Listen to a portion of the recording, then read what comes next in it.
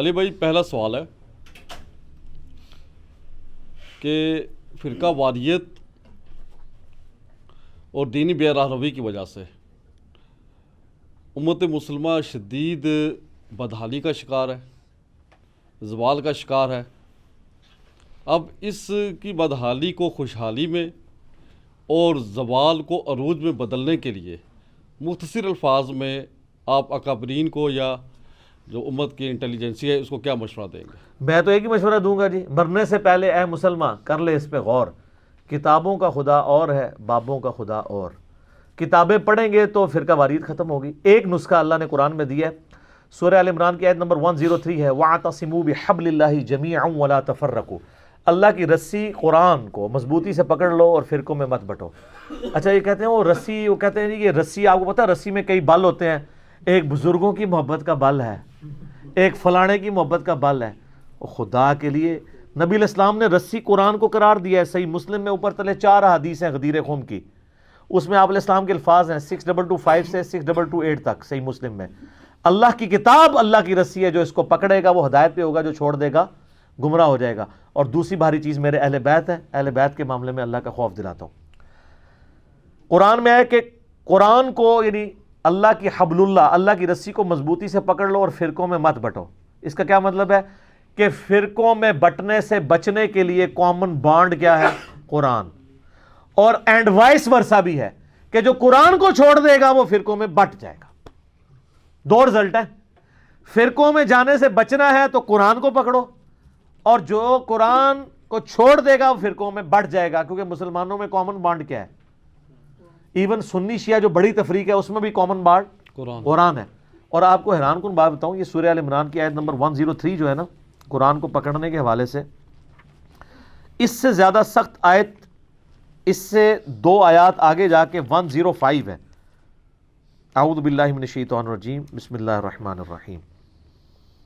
وَلَا تَكُونُوا كَالَّذِينَ تَفَرَّقُوا وَاخْتَلَفُوا مِن بَعْدِ مَا جَاءَهُمُ الْبَيِّنَاتُ۔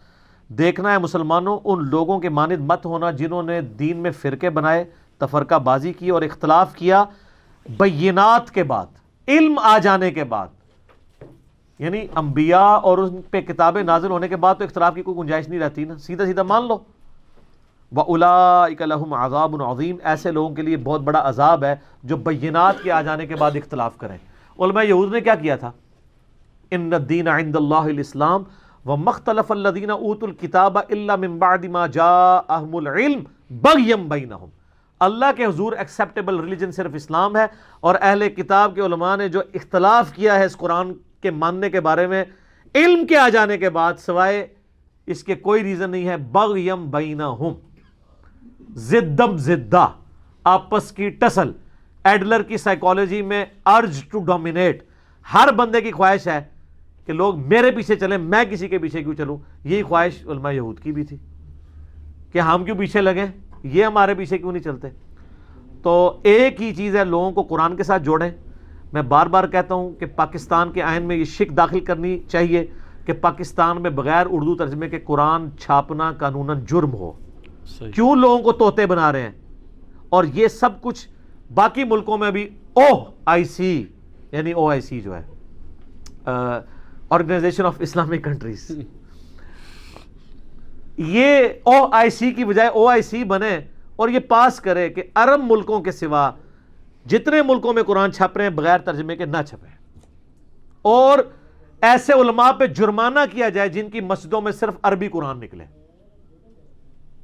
اور صرف ترجمہ بھی چھاپنا میں حرام سمجھتا ہوں، کیونکہ ٹیکسٹ کی غلطی پھر قرآن کے کھاتے میں پڑ جاتی ہے۔ خالی اردو ترجمہ نہیں چھپنا چاہیے، عربی لکھی ہو۔ اور آج کل ایک بڑے پیاری پرنٹنگ کی ہے ترجمان القرآن والوں نے، مولانا مودودی کا ترجمہ انہوں نے چھاپا ہے اور بڑا زبردست کیا ہے۔ ایک پورے صفحے پہ عربی ہے اور پورے دوسرے صفحے کے اوپر اردو ہے، تاکہ آپ اس کو اگر صرف اردو پڑھنا چاہیں تو پڑھ لیں، اور کاؤنٹر ویریفائی کرنا چاہیں عربی ٹیکسٹ کے ساتھ تو آپ کر لیں۔ کچھ لوگوں نے صرف اردو بھی چھاپی ہے، وحید الدین خان صاحب کا ترجمہ، وہ غلط ہے۔ وجہ ہے کہ جب کنفلکٹ آئے گا تو پھر کیا کریں گے آپ؟ تو چونکہ ہمیں تو فخر ہے کہ ہمارے پاس اوریجنل ٹیکسٹ میں قرآن موجود ہے۔ یہ تو مصیبت بائبل کی تھی کہ جن کے پاس ہبرو لینگویج کی بائبل ہی کوئی نہیں ہے۔ سب سے اولڈر بائبل ان کے پاس گریک ہے، اس کا ہبرو میں ٹرانسلیشن ہوا ہے۔ قرآن کا عربی میں ٹرانسلیشن نہیں ہوا, قرآن خود عربی میں نازل ہوئی ہے, انگلش میں ترجمہ کریں, چائنیز میں کریں, اور اللہ کا شکر ہے سعودی حکومت سے لاکھ اختلاف, لیکن یہ اتنی بڑی نعمت ہے امت کے لیے کہ جتنے لوگ حج پہ جاتے ہیں ان لوگوں کو ان کی زبان میں ترجمے وہ فری بانٹتے ہیں. ہر حاجی کو, عمرے والے کو تو نہیں دے سکتے, بہت زیادہ خرچہ ہے, حاجی کو وہ دیتے ہیں. یعنی میں اور میری وائف 2007 میں حج پہ گئے تھے, ہم دونوں کو الگ الگ انہوں نے قرآن دیا تھا فری. وہ یعنی قرآن پاک کی, یعنی اگر آپ دنیاوی اعتبار سے دیکھیں تو 1200-1300 روپے اس کی مالیت بنتی ہے کم از کم. آرٹ پیپر کے اوپر وہ چھپا ہوا ہوتا ہے اور اچھی کوالٹی کا پیپر ہوتا ہے, فری وہ بانٹ رہے ہوتے ہیں. تو قرآن پاک ترجمہ کے ساتھ ہوں, اور جس طرح ابھی ہمارے پاس کورس بھی آیا ہوا تھا ریویو کے لیے, عمر بھائی آپ نے بھی وہ ریویو کیا ہے وہ کورس جو 5ویں تک کا اسلامیات کا کورس, ابھی جو پی ٹی آئی کی گورنمنٹ نے اس کو ریوائز کرنے جا رہے ہیں, اور اس میں کئی لوگ ہیں جو یعنی اسٹوڈنٹس ہیں ہمارے ویڈیوز کے اعتبار سے جو اس میں شامل ہیں, ان تک یہ بات پہنچائی ہے کہ بھئی یہ 6 کلمے جو ہیں اس میں 4 کلمے ثابت ہیں, اگلے 2 کلمے جو ہیں یہ لوگوں نے بنائے ہیں, یہ کورس میں سے نکالیں. دعائے قنوت وہ والی سکھائیں جو قنوت نازلہ والی نہ سکھائیں جو آپ پڑھتے ہیں, قنوت وطر والی بھی سکھائیں جو اصل دعا ہے, اللہم اہدنی فیمن ہدیت. صبح شام کے اذکار بتائیں, اور اسی طریقے سے اس میں قرآن ترجمے کے ساتھ بھی انہوں نے شامل کیا ہوا ہے. میٹرک تک گامدی صاحب نے بھی جو وہ کورس ریوائز کیا ہے نا براڈ بیس ایجوکیشن والا, اس میں ہے کہ میٹرک تک پورا قرآن ترجمے سے کور ہو جانا چاہیے. تفسیر کو نکال دیں, وہ ہر بندہ اپنا اپنا جو کرنا ہے کرے, ترجمہ ایک دفعہ ایمانداری سے پڑھا دیں تاکہ مولوی جو تفسیر میں گھسا نا اس کے شر سے بچائیں. اور سر مولوی ترجمے میں نہیں گھس سکتا. اعلیٰ حضرت میں نے بھی ترجمہ کیا ہے ایاک نعبد و ایاک نستعین کا, اے اللہ تیری ہی عبادت کریں اور تجھی سے مدد چاہیں. بعد میں ویسے شیخ عبد القادر جیلانی کو پکارتے رہے ہیں, قرآن میں نہیں ڈنڈی مار سکے. شیعہ کا ترجمہ اٹھا لیں یہی لکھا ہوا ہے, بریلویوں کا اٹھا لیں یہی لکھا ہے, دیوبندیوں کا, اہل حدیث کا ترجمہ سب نے صحیح کیا ہے. مولوی گھستا ہے نا تو وہ حاشیے میں گھستا ہے. قرآن کی تو اللہ نے حفاظت کی ذمہ داری, کئی ترجمے میں بھی 19-20 کی ڈنڈی ہے نا تو وہ خود پکڑی جاتی ہے. اعلیٰ حضرت نے وہ انا ارسلناک شاہدا ومبشرا ونذیرا کا ترجمہ کیا, حاضر و ناظر شاہد کا ترجمہ. لیکن سورہ بقرہ میں جب یہ آیات آئیں اور سورہ حج میں کہ اے امت محمدیہ صلی اللہ علیہ وآلہ وسلم, اس نبی کو ہم نے تم پر شاہد بنایا ہے اور تمہیں اگلی امتوں پر شاہد بنایا ہے, تو وہاں شاہد کا ترجمہ ان کو یہ کرنا پڑنا تھا کہ نبی علیہ السلام تو صرف اس امت پہ حاضر و ناظر ہے اور یہ امت جو ہے ساری امتوں پہ حاضر و ناظر ہے. وہاں انہوں نے گواہ ترجمہ کر دیا, اور گواہ اللہ کا گواہ جو اللہ کی گواہی لے کے شہادت علی الناس, یعنی اللہ کی دعوت پہنچانے والا, پریکٹیکلی اللہ کے حق کو, توحید کی بات کو امت تک پہنچانے والا, یہ حق پہنچانے والا, اللہ کی توحید کا دائی, یہ شہادت علی الناس کرنے والا ہر مسلمان کو ہونا چاہیے. وہاں ترجمہ انہوں نے صحیح کر دیا. تو کہیں اگر کسی سے ڈنڈی ماری بھی گئی ہے نا, الٹیمیٹلی وہ دوسری جگہ ترجمے میں پکڑی جاتی ہے. اور میں کئی لوگوں کو جانتا ہوں جنہوں نے اپنے فرقے کا ترجمہ پڑھا ہے اور اللہ تعالیٰ نے انہیں ہدایت تک پہنچا دی ہے. کتنے لوگ ہیں, میں یعنی کتنے لوگوں کو پرسنلی جانتا ہوں. ہمارے ایک دوست آفس کے کولیگ کٹر بریلوی تھے, شرک میں ڈوبے ہوئے, ڈاکٹر تھے, پڑھے لکھے ڈاکٹر, دنیاوی تعلیم دیکھ لیں, دینی تعلیم کیا. ان کو 2-3 دفعہ ہارٹ اٹیک ہوا. آخری دفعہ جب ہوا نا تو ڈاکٹر نے کہا کہ یہ آپ ایکسپائر ہوتے ہوتے بچے ہیں, اب اگر اٹیک ہوا تو آپ بچیں گے نہیں.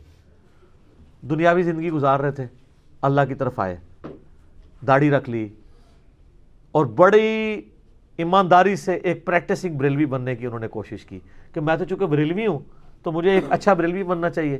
اچھا مسلمان بننے والا تو چکر نہیں ہو, پی کے والا میرے کلپ آپ دیکھ لیں, شیعہ ہوتے تو اچھے شیعہ بن جاتے. انہوں نے ایمانداری سے کنز الایمان احمد بریلوی صاحب کا ترجمہ خریدا مارکیٹ سے, قرآن کا ترجمہ اعلیٰ حضرت کا پڑھنا شروع کیا. قرآن کا ترجمہ مکمل نہیں ہوا, اللہ نے ان کو ہدایت دے دی. حالانکہ ترجمہ وہ پڑھ رہے تھے اعلیٰ حضرت کا, اور ترجمہ پڑھنے کے بعد ان کو سب سے زیادہ اختلاف اعلیٰ حضرت کے عقیدوں سے ہو گیا. یہ لوگ میرے پہ بھی پروپیگنڈا کرتے ہیں نا, یہ لوگوں کہتا ہے جی علماء کو چھوڑ دو. سر میں کبھی نہیں کہتا ہوں, میں نے آج تک اپنا ترجمہ لکھ کے کسی کے حوالے نہیں کیا. میں تو یہی کہتا ہوں کہ اپنے علماء کا ہی ترجمہ پڑھیں, لیکن یہ لوکل علماء کا نہیں, بزرگوں کا. جو لوکل تو ان کے بچوں کے بچے ہیں. اگر ایک دیوبندیوں کو میں کہتا ہوں اشرف علی تھانوی سے قرآن پڑھو, اس کا ترجمہ پڑھو, تو اسے عام دیوبندی مفتی سے قرآن کا ترجمہ پڑھنے کی کیا ضرورت ہے؟ کوئی کہہ سکتا ہے میں اعلیٰ حضرت سے بہتر ترجمہ پڑھا سکتا ہوں بریلوی عالم, تو سر آپ کنز الایمان ڈائریکٹ پڑھیں. کوئی کہہ سکتا ہے میں فرمان علی شاہ سے بہتر شیعہ کا ترجمہ لکھ سکتا ہوں, تو آپ فرمان علی شاہ کا پڑھیں.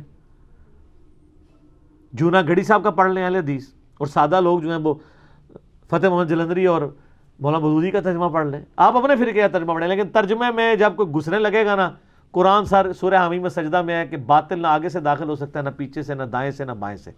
اس کتاب کی اللہ نے حفاظت کی ذمہ داری لی ہے، ٹیکسٹ کی تفسیر میں ڈنڈی ماری ہے نا، وہ علیحدہ بات ہے، ترجمے میں کسی نے نہیں مانی۔ تو قرآن ہی ایک کامن بانڈ ہے، کامن بانڈ کے بغیر آپ کبھی بھی امت کو جوڑ نہیں سکتے، فرقہ واریت ختم نہیں کر سکتے۔ گھنٹوں میں بول سکتا ہوں، اگلا سوال کریں۔ جزاک اللہ، ماشاء اللہ۔ علی بھائی، دوسرا سوال یہ ہے کہ چھوٹے بچے جن کی عمر 8-10 سال ہے یا اس سے کم ہے، ان کے اندر عقیدہ توحید ان کو کیسے راسخ کرایا جائے، اس کے بارے میں آپ والدین کو یا ان کے بڑے بہن بھائیوں کو کیا مشورہ دیں گے؟ ان کو میں ایک مشورہ دوں گا، لیکن بڑا مشکل مشورہ ہے جی کہ بچے بندروں کی مانند ہوتے ہیں، بچوں کو آپ پڑھا نہیں سکتے، بچوں کے سامنے جو کرتے ہیں نا وہ کرتے ہیں۔ تو بندے دے پتر بن جاؤ تسی خود، یعنی جو چاہتا ہے کہ اس کا بچہ موحد ہو، وہ اس کی لائف گاڈ اورینٹڈ ہونی چاہیے، ہر جگہ گاڈ کا کنسپٹ اس کی زبان میں، قول اور فعل میں نظر آنا چاہیے۔ یار میں اگلے دن حیران ہو گیا، میرا بچہ ماشاءاللہ 10 سال کا ہے، میں نے اسے کو قرآن ترجمے سے نہیں پڑھایا ہوا، ظاہر ہے اس کی بھی اس طرح کی ایج نہیں، چند ایک چیزیں اس کو چلے پتہ ہوگی اپنے طور پہ، تو لیکن ظاہر ہے میں اس کے ساتھ رہتا ہوں، وہ میری لائف کو آبزرو کرتا ہے، ٹھیک ہے، تو وہ ہم نعتیں یہاں پڑھواتے ہیں نا، تو مجھے اگلے دن کہنے لگا کہ بابا یہ نعتوں میں اتنا شرک ہوتا ہے، تو آپ بھی ذرا دیکھ سن کے نعت پڑھوایا کریں۔ ماشاءاللہ۔ مجھے تو 31 سال کی عمر تک نہیں پتا تھا شرک کیا ہوتا ہے، کیونکہ ہمیں تو بتایا گیا تھا شرک ختم ہو گیا ہوا ہے۔ صرف یہ ہے کہ ہر بندہ جبلی طور پہ توحید کے اوپر ہوتا ہے جب تک اسے کوئی پڑھا نہ دے۔ کئی ایک چیزیں ہیں جو جبلی ہیں، میں آپ کو بتاؤں، میں ایف ایس سی کا اسٹوڈنٹ تھا تو میں زور اثر کے اندر امام کے پیچھے سورہ فاتحہ پڑھتا تھا، سورت بھی پڑھتا تھا، ظاہر ہے میری عقل نہیں مانتی تھی کہ میں اب امام کی قرات تو نہیں سن رہا، تو خاموش کھڑا رہوں، بیٹھ کے نمیریکل حل کرتا رہوں اپنے اسکول کے۔ تو میں یعنی بالغ ہونے سے پہلے بھی نماز پڑھا کرتا تھا، اس کے بعد بھی، تو میں نماز میں سورہ فاتحہ یہ سب کچھ پڑھتا تھا، زور اور اثر کی بات کر رہا ہوں، اور مغرب اور عشاء کی آخری رکعتوں میں جس میں امام خاموش ہوتا ہے۔ میری بدقسمتی کے ہمارے مفتی صاحب ایک دن ملے تو بات ہوتے انہوں نے کہا کہ نہیں امام کے پیچھے تو فاتحہ پڑھنے والے کے منہ میں انگارا۔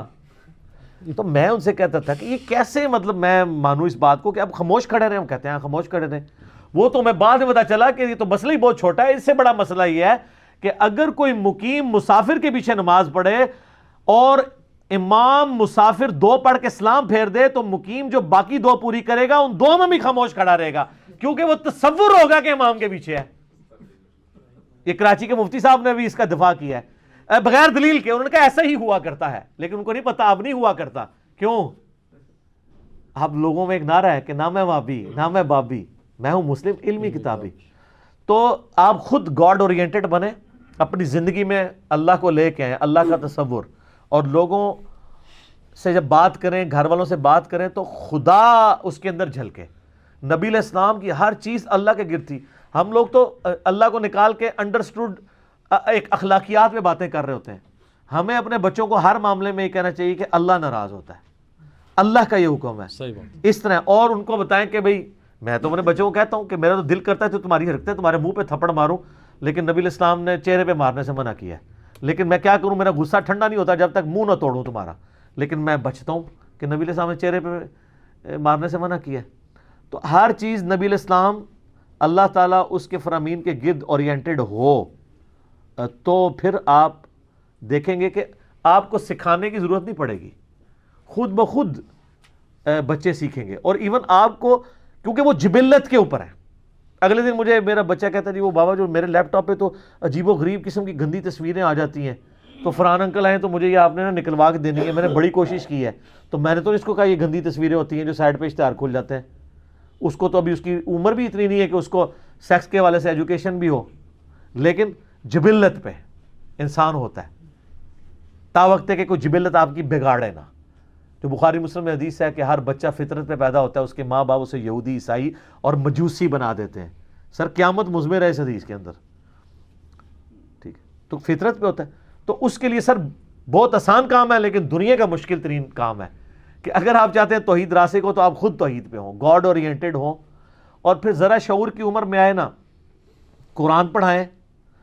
اور مولانا مودودی کی ایک کتاب ہے دینیات, سر کمال کتاب ہے, بلکہ عمر بھائی کو تو پتہ ہی ہے, آپ لوگوں نے تو اپنے کورسز میں پڑھی ہوگی, جیل مکتب سکول میں پڑھائی جاتی تھی یہ کتاب اس زمانے میں. انڈیا میں تو اسکولوں کے اندر دینیات پڑھائی جاتی ہے. یہ کتاب پہلی دفعہ, یہ دینیات, ہم تو بچپن میں آپ لوگ تو اسلامیات پڑھتے ہیں, ہم دینیات بھی پڑھتے ہیں. وہ دینیات ورڈ پہلی دفعہ ڈیوائز ہی مودودی صاحب نے کیا ہے. اس میں انہوں نے جو ینگ ایج میں لوگ جا رہے ہیں نا خدا کا کانسیپٹ, ایتھیزم کے خلاف کہ کائنات خدا نے بنائی ہے, کسی یعنی سپریم بینگ نے اس کو کنٹرول کیا, یہ اس حوالے سے انہوں نے اتنی پیاری گفتگو کی ہے. اس کا پی ڈی ایف بھی ہم نے اپنے گروپ میں شیئر کروایا تھا. چھوٹی سی کتاب ہے, کمال کتاب ہے, وہ پڑھنے کے لیے دیں تو کانسیپٹ کلیئر ہوگا. لیکن کتابی باتیں کتابوں میں رہ جاتی ہیں جب تک آپ پریکٹیکلی خود گاڈ اورینٹڈ نہیں ہوں گے. جو ماں باپ خود سگریٹ, مجھے ابھی کل بچہ میرا بتاتا ہے کہ جو بابا میرا ایک دوست ہے کلاس فیلو, تو وہ کتنے عرصے سے سگریٹ پی رہا ہے, تو گھر سے وہ پیسے مانگ کے لے کے جاتا تھا ماں باپ سے کہ جی آج مس نے اس کام کے لیے مانگے ہیں, اس کام کے لیے, وہ چھوٹا بچہ وہ سگریٹ پیتا ہے. تو وہ پھر دکاندار نے شکایت کی کہ آپ کا بچہ سگریٹ پیتا ہے, تو باپ نے اس کو پھر مارا. تو میں نے اس سے پہلا سوال کیا کہ وہ جو جس باپ نے مارا ہے وہ بھی سگریٹ پیتا ہے؟ تو کہتا ہے ہاں بابا, اس کے بابا بھی پیتے ہیں. تو میں نے کہا وہ سگریٹ کبھی نہیں چھڑوا سکتے. کیوں؟ Forbidden fruits are always sweet. جبکہ آپ خود بھی کھا رہے ہوں, جو آپ کام خود کر رہے ہیں, آپ کس طرح کسی کو منع کر سکتے ہیں کہ یہ کام کرنا جو ہے وہ برائی ہے؟ وہ کہتا ہے یہ کر رہے ہیں تو پھر مجھے کس طرح روک رہے ہیں؟ جو مائیں خود نماز نہیں پڑھتی, جو باپ خود جمعے کی نماز کے لیے بھی نہ جائیں, وہ اپنے بچوں کو کہے کہ بچہ نماز پڑھو. تو یہ اسی طریقے سے ہے جیسے ٹی وی پہ آ کے بڑے بڑے لوگ ہمیں اخلاقیات کا درس دے رہے ہوتے ہیں اور خود زندگی میں انتہائی بد اخلاق لوگ ہوتے ہیں. وہ بس یہ اسی طریقے سے ہے, کتابی باتیں کر کے سائڈ پہ ہو جائیں, پریکٹیکلی خود اپنے اوپر طاری کریں اس چیز کو. اور قرآن سب سے بہتر کتاب ہے کسی کو توحید سکھانے کی. قرآن جس جاہو جلال سے سٹارٹ ہوتا ہے اینڈ تک وہ تو سب کچھ گاڈ کے گرد گھومتا ہے, اللہ کا تصور. اور اس کے لیے کوئی اللہ کی ضربیں مارنے کی ضرورت نہیں ہے, کوئی سبحان اللہ کی تسبیح پڑھنے کی ضرورت نہیں ہے. پہلے کانسیپٹ کلیئر ہو, ایک فیصلے کی ضرورت ہے, باقی چیزیں بعد میں آتی ہیں. ٹھیک ہو گیا جی؟ جزاک اللہ خیر.